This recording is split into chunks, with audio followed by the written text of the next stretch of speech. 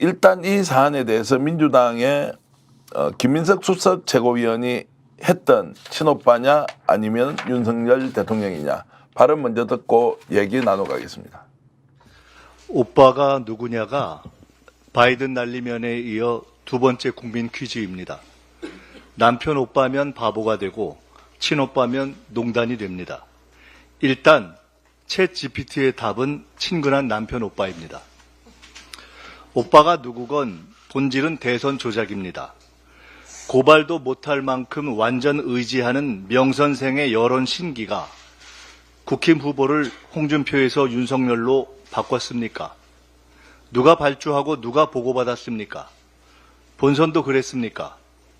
대선 과정에 작동한 불법 표본 조작, 통계 조작을 국민 앞에서 확인합시다. 자, 오빠 논쟁이 본격화됐으니까 평소에 오빠를 불렀는지 부르지 않았는지 거기에 대해서 장해찬 전 최고위원도 했던 얘기가 있는데요. 그 이야기 들어보겠습니다. 뭐 대통령과 가까운 분들 사이에서는 김건희 여사가 대통령을 오빠로 호칭하지 않는다라는 이야기도 나오는데요. 장해찬 전 최고도 후보 시절부터 아주 가깝게 같이 정책도 연구하시고 같이 많이 다니셨잖아요. 네, 여러 네. 가지로. 김 여사가 뭐라고 부르는 걸 오빠라고 부르는 거 들으셨어요? 저는 그렇게 호칭하는 건 들어본 적은 없습니다. 주로 자, 여기에 대해서 이제 명태균 씨가 오늘 또 페이스북에 올렸습니다. 그 내용도 잠깐 띄워주실 수 있습니까? 장해찬 씨, 대통령께 물어보고 방송해라. 그리고 코가 자꾸 길어진다. 이 말은 뭡니까? 피노키오가 되고 있다는 거 아니에요? 우리 솔직히 야, 이게 명태균 이제 씨 입장에서는 예. 죄송하지만 우리 장해찬 씨는 별로 상대하고 싶지 않다. 당신은 내 급이 아니니까 조용히 계셔라. 이런 이야기 같아요. 네. 그 김재원 최고위원한테 뭐라고 했습니까? 김재원, 너 때문에 보수 망하는 거 한번 보여줄까? 이렇게 했잖아요. 네, 체급이 완전 다르다는 거 아닙니까 지금? 그렇죠. 네. 자, 저걸 또 기다렸다는 듯이 저렇게 올립니다. 그래서 약간 예능적인 요소처럼 이야기거리를 만들어주는 절묘한 이런 기술도 있다, 명태균이. 만만치 않은 사람이에요. 예. 그러면 장해찬 이제 전 최고는 어떻게 됩니까? 또 깨갱하겠죠. 깨갱합니까? 그러면 올랐으면 다 밟아 죽이고 올랐으면 밟아 죽이고. 실제로 노희 변호사한테는 누굽니까? 명태균 씨가 직접 뭐 전화가 와서 좀 강혜경이 잘 봐달라 뭐 이런 이야기도 하면서 확 이제 돌변했고 또 어느 순간에는 자기 편인 사람들을 막 이렇게 짓밟기도 하고 이제 이렇게 하는 저런 심리 상태는 심리학 전공자로서 어떻게 보세요? 그러니까 지금 본인이 가지고 있는 이 무기가 캐비넷이 진짜 대단한 캐비넷이라고 생각을 하면서 네.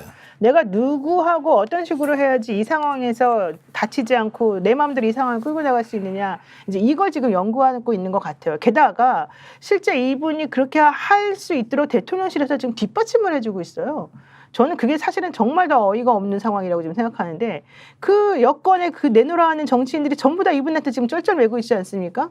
게다가 그분은요 말도 그렇게 수시를 바꾸는데 그러한 말 수시를 바꿔가지고 신뢰성이 없는 그 부분에 대해서는 본인이 마치 아무렇지도 않은 척 그 얘기를 술술술 해버려요. 그러면 그거에 대해서 실제 그 국민의힘의 여권 관계자라든가 이런 분들이 지적을 해줘야 되는데 아무도 그걸 지적을 또 못해요. 이런 걸 보면 이분이 가지고 있는 게 정말 강력한가 보다. 특히 대통령실의 입장이 저는 진짜 웃기거든요. 만약에 이분이 이런 식으로 글을 올리고 난리를 치고 카톡 문자 같은 걸 보여주면서 뭐 오빠가 어쩌고저쩌고 이랬다면 대통령실에서 첫 번째 나오는 반응이 그 오빠는 친오빠예요. 이렇게 말하는 해명이어야 됩니까? 아니지 않습니까? 그게 고소 고발해야죠. 그러니까 그게 아니라 저 사람이 저런 걸 올린 것에 대해서 그런 식으로 오빠가 뭐 누구 오빠냐 남편이냐 오빠냐 이걸 말하는 게 중요한 게 아니라 말도 안 되는 소리를 짓거리면서 이 상황을 지금 이렇게 혼탁하게 만드는 당신 제대로 해라 이렇게 말해야 되는 게 첫 번째고요. 네. 두 번째 명태균 씨가 사실 지난번에 검찰에 압수수색 당해가지고 핸드폰 다 뺏겨가지고 포렌식하고 왔다 그러지 않습니까? 아니 그러면 근데 지금 사실 명 씨가 내놓는 자료나 명 씨가 내놓는 2,000장의 뭐 캡처본이 있다거나 체리 따봉 문자가 있다거나 이런 거는 사실은 검찰이 안 가지고 있다는 얘기잖아요. 근데 지금 명태균 씨가 막 떳떳하게 자랑스럽게 얘기를 하고 있잖아요.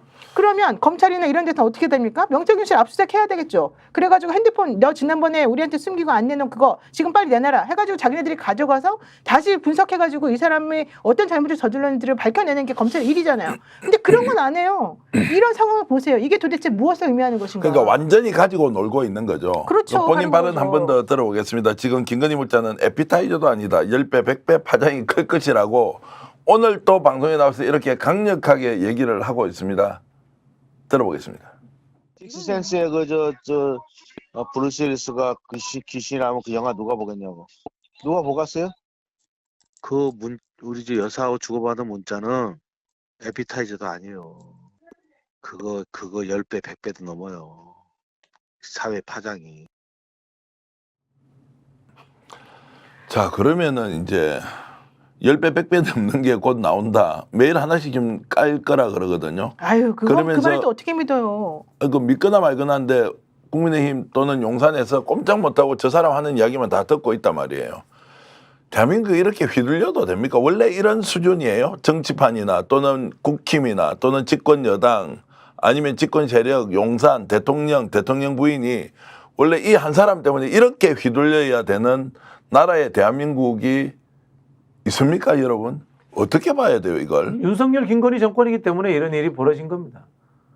그리고 실제로 박근혜 대통령 탄핵 이후 합리적 보수가 괴멸되고 그 자리를 기회주의적인 권력 이 추종 집단이 대신해서 가짜 보수를 참칭해가지고 자리 잡았기 때문에 이런 일이 생겼다라는 생각이 드는데요. 저는 명태균 씨한테 이 말을 하고 싶어요. 결국은 다 밝혀집니다. 윤석열 정부가 100년을 가겠습니까? 10년을 가겠습니까? 명태균 씨 생애 내에 무조건 이 정권은 곧 바뀝니다.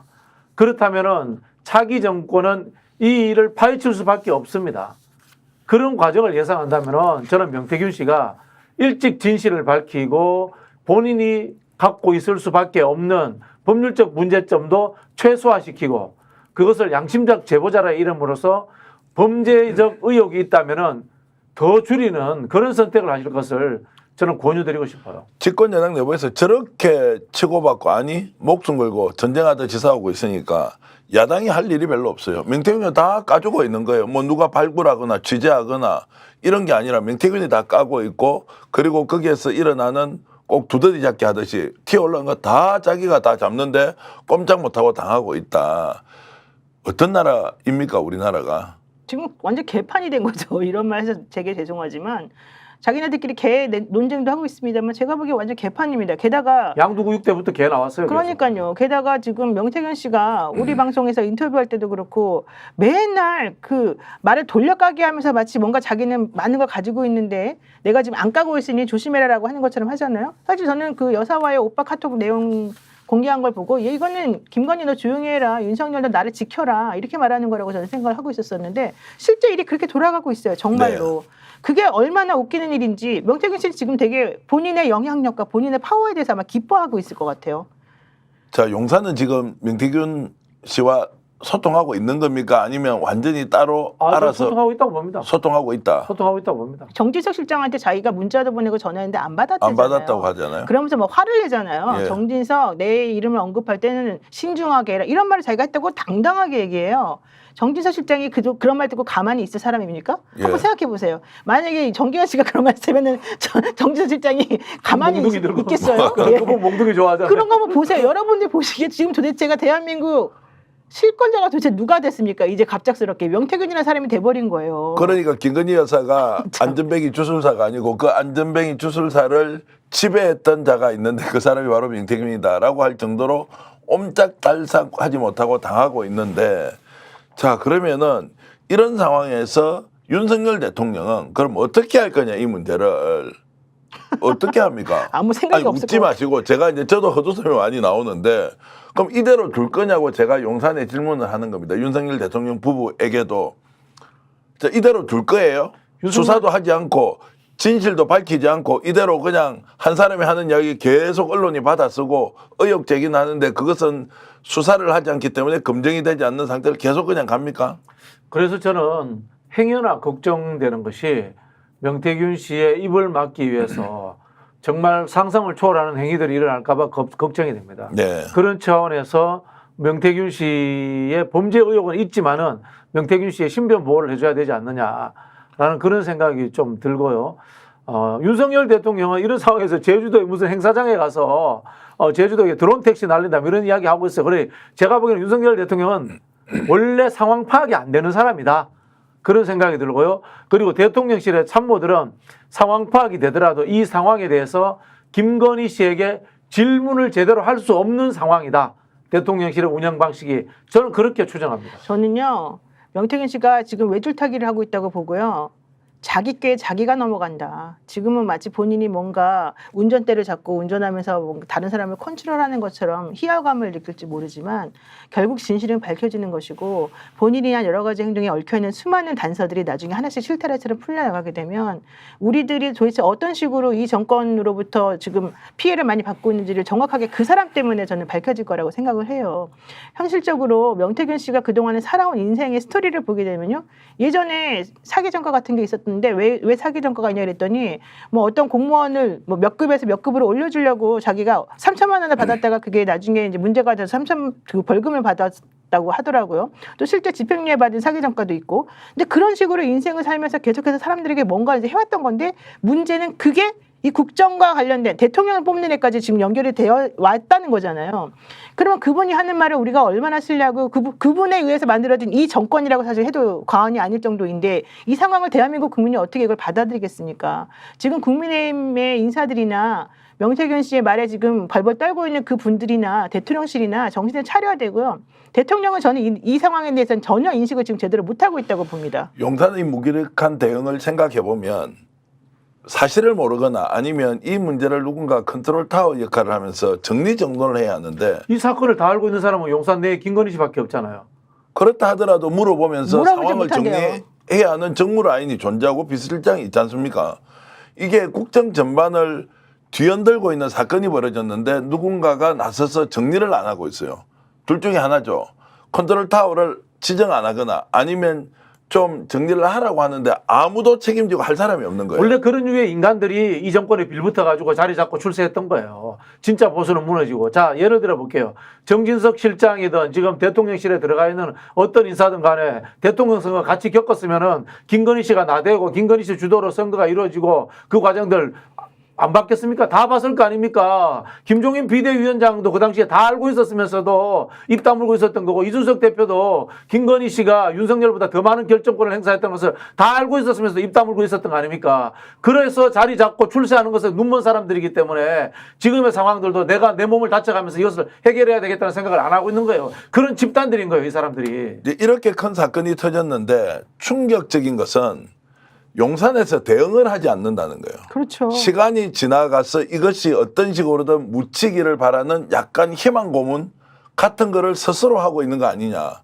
그러니까 문제를 아예 내버려 두는 거예요. 언론사는 이렇게 나서서 취재를 하는데 와, 어떻게 정권이 이럴 수가 있지? 아니 그러니까요. 대통령이 만약에 어쨌든 자기 부인 때문에 대한민국이 이렇게 떠들썩하고 그 부인의 문자가 계속 공개되고 누구를 오빠라고 불렀네 안 불렀냐가 이렇게 문제가 된다면 정상적인 대통령이고 정상적인 지도자라면 일단 대한민국 국민들에게 사과를 해야 됩니다. 이렇게까지 내 집안 식구 때문에 이렇게 복잡해지고 어지러워진 이 상황에 대해서 미안하게 생각한다. 현실적으로 내가 국정을 운영함에 있어서 그런 일은 없었다. 그다음에 이렇게 지금 나서가지고 이 분란을 일으키는 이 사람에 대해서 내가 제대로 수사하도록 해가지고 정직하게 이 진실을 밝히겠다. 이렇게 나서줘야 되고 부인과 관련된 의혹을 말끔히 씻어줄 수 있도록 해야 됩니다. 그런데 그런 건 하지 않고 우리 부인이 말한 건 오빠예요. 그 저기 친오빠를 말하는 거에 이딴 얘기 나오고 그러니까 명태균 씨가 그게 무슨 친오빠예요 했다가 아니라고 했다가 뭐 자기는 친오빠를 혼내주기로 했다고 했다가 별별 말을 지금 다 하고 있는데 아무도 그 입을 다물게 하지 못해요. 그러니까 민심과 여론에 이제 전혀 의식하지 않고 의식함이 없이 그냥 우리는 이대로 정권 운영한다. 그리고 언론이 뭐라고 하든 그냥 가만히 있어.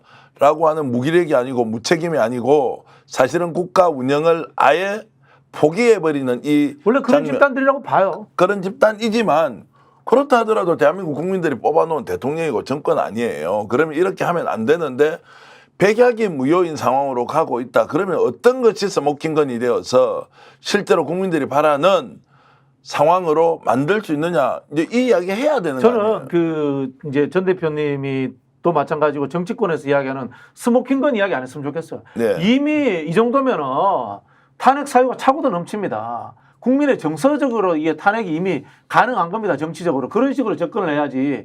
왜 지금 정치권에서 탄핵 논란을 하지 않고 자꾸 스모킹건 찾느냐. 이거에 저는 집착하는지 모르겠고요. 스모킹건이라는 것은 수사하면 다 나옵니다. 결국 수사할 수 있는 국민적 여론을 만들고 국회에서 그것을 가지고 압박하는 게 저는 당장 되어야 된다. 이런 생각이 들고요.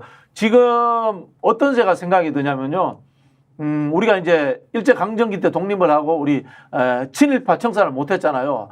이번에만큼은 이 끝나고 나면 특별법을 만들어서라도 윤석열 대통령 만들면 과정에서 부정한 짓을 했던 사람의 공범들 그리고 대통령실에서 이런 비리라든가 국정농단 의혹이 있었는데 눈 감고 있었던 사람들 일일이 다 처리해가지고 정치권에서 완벽하게 저는 퇴출시켜야지만 이런 정권이 다시는 태어나지 않을 거다 이런 생각이 듭니다. 대통령 지지율이 이제 10%까지 떨어졌다고 여론조사 끝에서 나왔고 네. 앞으로 이어질 가능성이 높은데 제가 우려하는 거는 10%대로 떨어지면 뭐합니까? 똑같이 뭐 그랬어요. 어떻게 할까요? 가만히 또 지켜보면서 비판을 받는데 이것이 일주일 정도 지나면 내성이 생기지 않겠습니까?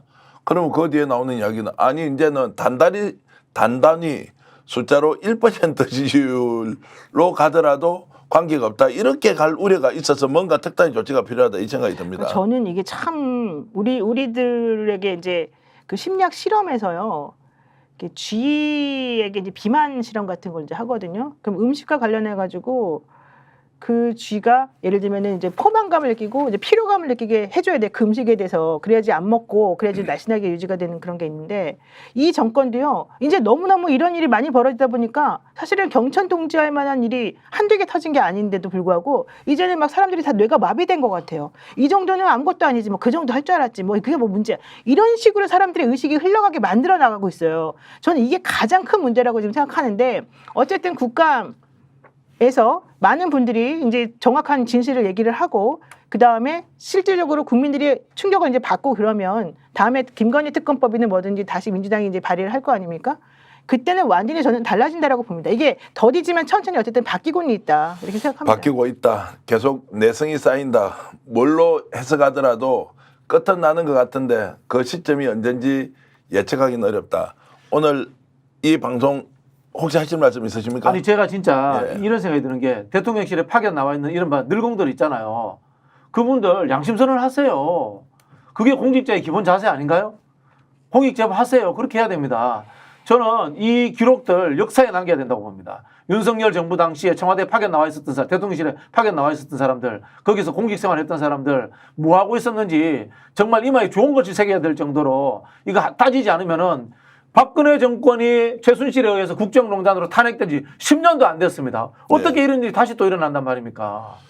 스픽스는 말하는 언론입니다. 대세는 유튜브, 그중에서 스픽스.